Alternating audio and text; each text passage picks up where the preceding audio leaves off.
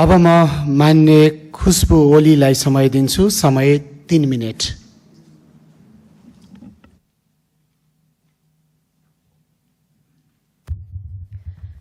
सम्माननीय सभामुख महोदय, सर्वप्रथम म यस गरिमामय संसदको सम्माननीय सभामुख जस्तो गरिमामय जिम्मेवारीमा निर्विरोध निर्वाचित हुनुभएकोमा यहाँलाई हार्दिक बधाई तथा सफल कार्यकालको शुभकामना व्यक्त गर्न चाहन्छु। विगतमा देखिएका केही सभामुखहरूमा सत्तापक्ष झुकावको प्रवृत्तिबाट अलग रहँदै सम्माननीय सभामुख महोदयले नयाँ मापदण्ड स्थापित गर्नुहुनेछ भन्ने विश्वास राख्दछु। सत्ता र प्रतिपक्ष बीच सन्तुलित व्यवहार, संवैधानिक मर्यादाको संरक्षण तथा संसदीय प्रक्रियाको निष्पक्ष सञ्चालन यहाँ अब्बल साबित हुनुहुनेछ भन्ने विश्वास राख्दछु।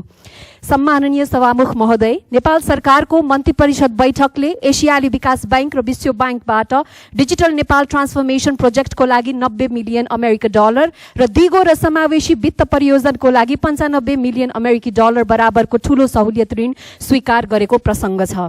हामी सरकार समक्ष सोध्न चाहन्छौँ, कुन संसदीय समिति, कुन नीतिगत बहस र कुन आवश्यकता प्राथमिकीकरण मूल्याङ्कनका आधारमा यो आकारको निर्णय लिइयो? हाम्रो संसद अझै शिशु अवस्थामा छ। संसदीय समिति उपसमितिहरू बनेका छैनन्। यस्तो अवस्थामा एउटा सानो आकारमा बसेर भएको सरकारको निर्णय पारदर्शी नहुन सक्ने सम्भावना छ। सबैभन्दा महत्त्वपूर्ण प्रश्न, उक्त ऋण हामीले माग गरेका थियौँ वा हामीमाथि प्रस्ताव आएको थियो? अफर्ड लोन हो कि रिक्वेस्टेड लोन हो? किन विशेष गरी उक्त परियोजनाहरू नै छनौट गरियो? यसको गरिमामय संसदमा सरकारतर्फबाट जवाफ आउँछ भन्ने मैले अपेक्षा राखेको छु।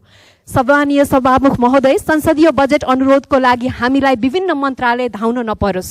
यसका लागि एउटा अनलाइन पोर्टल बनाइयोस् जहाँ सांसदहरूले आफ्ना आवश्यकताहरू, भूगोलका आवश्यकताहरू राख्न सकुन्। उक्त पोर्टल सार्वजनिक गरियोस् ताकि स्वार्थमा आधारित बजेट अनुरोध रोक्न पाऊँ र जनसङ्ख्या र भूगोल अनुसार आवश्यकता मूल्याङ्कन गरे पश्चात मात्र उक्त बजेट निकास गर्ने व्यवस्था मिलाइयोस्। यस व्यवस्थाले भोलिको दिनमा सांसदहरूले बजेट बाँडफाँडमा आफ्नो हात भएको देखाएर दम्ब गर्न नपाउन्। यस्तो सांस्कृतिक अभ्यासको अन्त्य हुनुपर्छ।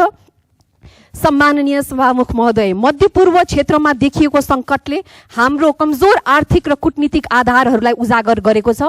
लाखौँ नेपालीहरू खाडी मुलुकहरूमा श्रम गरिरहेका छन्। त्यहाँ कुनै पनि अस्थिरताले हाम्रो विप्रेषण, हाम्रो अर्थतन्त्र र लाखौँ परिवारको जीविकामा प्रत्यक्ष असर पार्दछ। मध्यपूर्वमा देखिएको सङ्कटले हाम्रो भान्सामा प्रत्यक्ष असर परेको छ। यी कुराहरूलाई सम्बोधन होस् र यो सँगै पेट्रोलियम पदार्थमा सरकारले लगाउँदै आएको कर घटाएर भए पनि जनतालाई राहत दिने र पेट्रोलियम पदार्थमा भएको मूल्य वृद्धिको नाममा हवाई यातायात, भाडा दर लगायत जथाभावी भएको मूल्य वृद्धि रोक्नतर्फ सरकारको ध्यान आकर्षण गराउन चाहन्छु।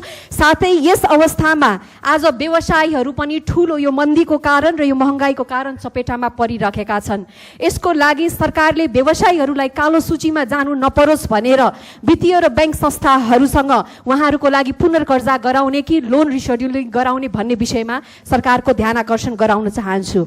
र सम्माननीय सभामुख महोदय, आज देशको राजनीतिक समय सकिएको छ।